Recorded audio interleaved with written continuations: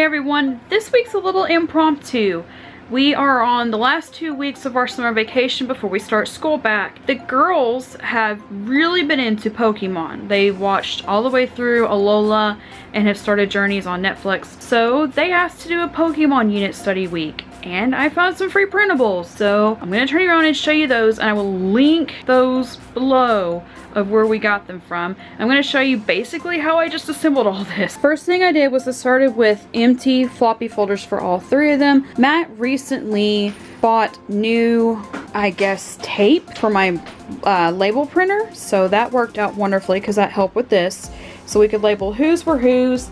And so we could also put that it was the Pokemon study, since we've used these for a couple different studies. And I may end up having to buy extra floppy folders this year to have extra room, but I thought this would be fun for them to use. And the goal is to also, like, they can watch Pokemon when they do some of these activities, like in the evening, like some of the activity things that they would actually need to watch Pokemon for. But the rest of this is actually pretty cool. I just remembered I haven't finished printing all these. So the first stack is writing prompts. And since it was really impromptu and I had just finished everything I need to do for the day, except for like cleaning and stuff, and they were like, hey, we want to do this. So today's is just going to be learning how to do story webs. They're not actually going to do a story from it unless they want to. It's just a story web.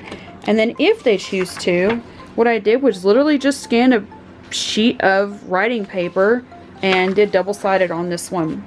The rest of these I didn't, because I wanted to leave room for them to be able to free draw as they wanted to. So that's why the rest of these are only one-sided. This is going to be the first sheet. It is Pokemon types and weaknesses chart. I thought that would be fun for while they're watching. They can look those up and pause the shows if they want to guess, like, which Pokemon's stronger than the other. This is where our story writing is going to be. So these are writing prompts, and I don't think I printed the next sheet. No, I haven't yet. So basically what I did was I found some free writing prompts you can use. They're at the top, and then there's lined paper under them. I used Photoshop to piece the 2 free pieces together to make our own writing prompt. These are all free printables from allfreeprintables.com, or this one's allfreeprintables.com. These next ones, it looks like they're from coloringsquared.com, which are free ones as well. And the goal from these is, this is, like I said, this is the writing. This is more like the spelling and handwriting section, and more working on that versus like actual story writing. So the first one is a match and write, which the tracing is a little young for them, but I find that like every now and then throwing this in for them will actually help to improve their penmanship skills and help them to basically go back to basics and work on more. But there's also like a word search, there's ABC order, there's a crossword, and there is one of those where you like have to use the words and then make them fit into the square boxes for the shape of the letter. I used to love doing those, so I'm hoping they will too. This one is math. So the ocean unit we did not do math. I couldn't really find any math sheets that I wanted that would go with it. So we did not do math. So this time we're going to do 2 sheets of math. So when you print these out from Coloring Squared, it actually will say what the name of the Pokemon here is. I thought it would be more fun to instead, what I've done is the first sheet of every one, I took the Sharpie and marked out what the name of the Pokemon was, used the label maker, and then printed out one that said, who's that Pokemon? And then from there, I just scanned the next 2, and then printed the scans from those. So there's one here, and then the second day will be addition, or the second sheet for that day, for day 1 will be addition. And then there's another who's that Pokemon, then subtraction, and then each day they're doing a who's that Pokemon, and they have addition, subtraction, multiplication, division, and then the last day is actually working on some graphing. So we're going to work on graphing plus math skills for that one.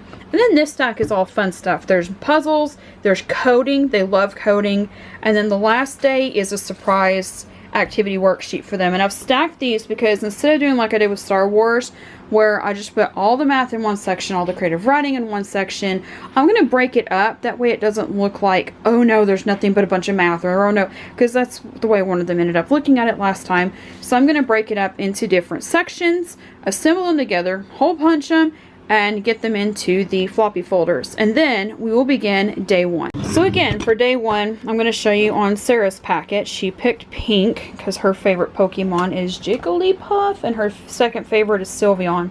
So again, here is their chart for while they're watching the show, that they can know the types and weaknesses. They can pause it and guess, you know, which ones are types and weaknesses as they watch, and which Pokemon they would use for each battle.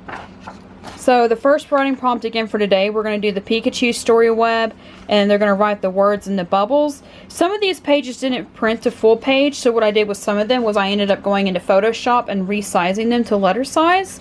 I didn't with this one just because I was already kind of trying to get through this, and it's already after 1 o'clock, and I got a late start. I started this about 10 o'clock was when y'all suggested it. So I got a late start. But the front page is their bubbles. The second page has their line work where they can put their story. But like I said, the rest of these pages are from allfreeprintables.com, so you can go and get them. So the first page for today for the creative, or for the writing, for the penmanship, I guess is what you could call it. The first page for penmanship, spelling, whatever you want it to be, is they're going to match, or they're going to trace the words, match these pictures with the words, and then color the pictures. Then the next page starts our first Who's That Pokemon? And always when you do printouts sometimes with floppy folders, it's a little bit hard to see, but it's okay. It probably would be easier in a binder, but I find floppy folders are easier for unit studies. But they can still, you can still kind of see that, right? So that's 11 through 20, and then this one is, okay, maybe they can't, and I'll have to actually rewrite these.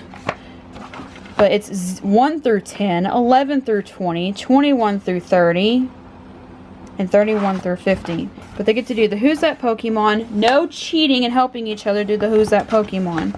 Oh, it actually did cover part of this. Oh well. You'll be fine, right? I can't wait.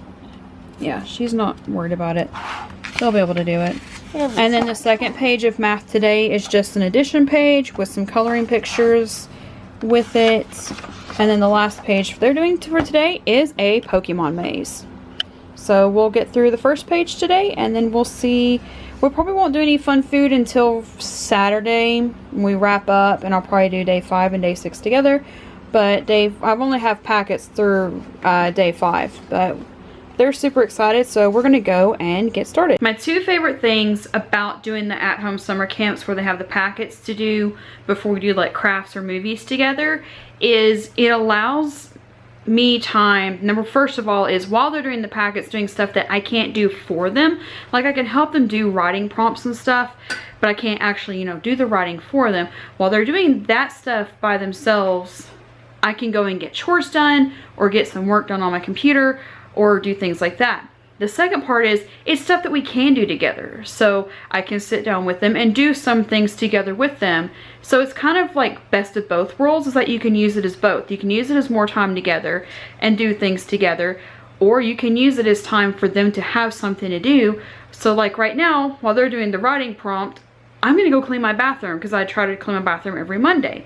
So I'm gonna go clean my bathroom real quick while they do the writing part. So here's today's Who's That Pokemon.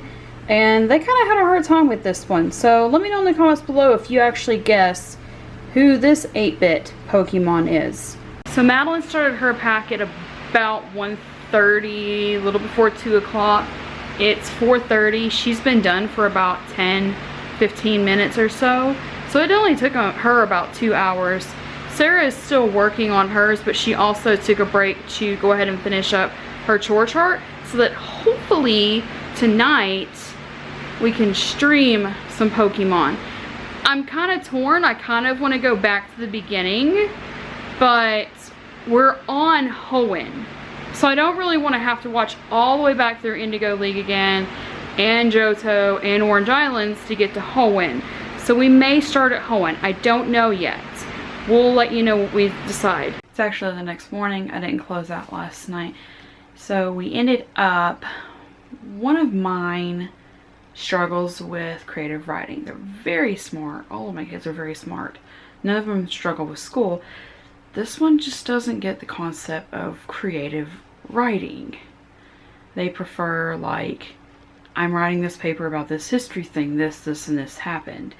So we were kind of working on that last night with one of them. The other two decided that since we couldn't decide between Hoenn or Indigo, we would just start her with Indigo for now. We might go back and look at doing Hoenn later, and if we do, I'll tell you how we do it. But anyways, that's it for day 1. We're going to start day 2 in a couple hours. Thank you so much for watching, and we'll see you next time.